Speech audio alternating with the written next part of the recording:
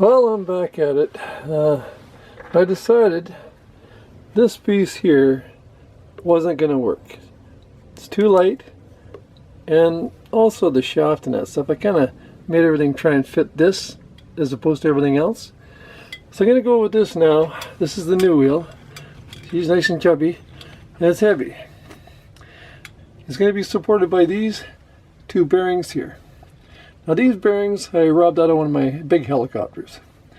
So today and yesterday I've been working on the shaft. So I'll show you what I've done.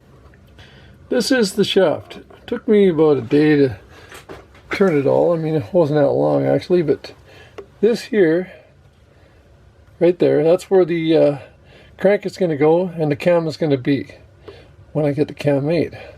This is the bearing surface for one of the bearings. That's where the wheel is going to go. And that's the other bearing surface. Now to make this thing fit, I'm going to have to cast a whole new stand. So we'll go back to the stand and I'll show you. This is the stand as it is today. Now it's kind of Mickey Duck looking, primitive to say the least.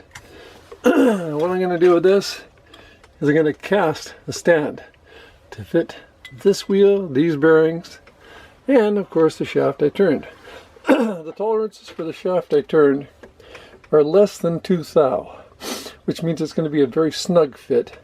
Should be a perfect fit actually, because machinery you need to have just a little bit of play so it'll be there secure, but yet be able to put it in place. So I'll keep you guys updated for my next step. Next step will likely be taking the shaft and soldering it, or pardon me, brazing it to this wheel here and centered. So I'll show you that when I get to it and what it takes to do that. Thank you. I just finished using a hand file to bevel the edge.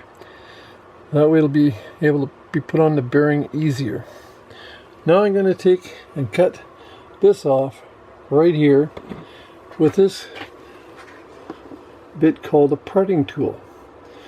I can't show you while it's running because I can't do two things at once, but I'll show you the end results.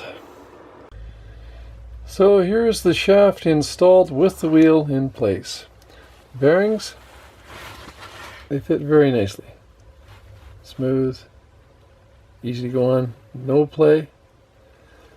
The shaft fits perfectly.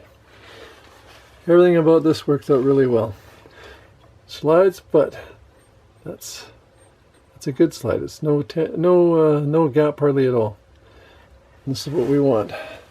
So next, after this, I will have to braze it. So using a torch with MAP gas. MAP gas goes to about 4,000 degrees. I'm using brazing rod. That means I have to clean the surfaces up for both of the things thoroughly. No oil whatsoever. I have to rough them up. Then I have to preheat this wheel before I even attempt to braze it. So that will be the next agenda. But first I got to clear off my toolbox for all the junk on here so I can use the vise on that toolbox. Thanks for watching. Next thing I'll be brazing. Then after that we're going back to casting.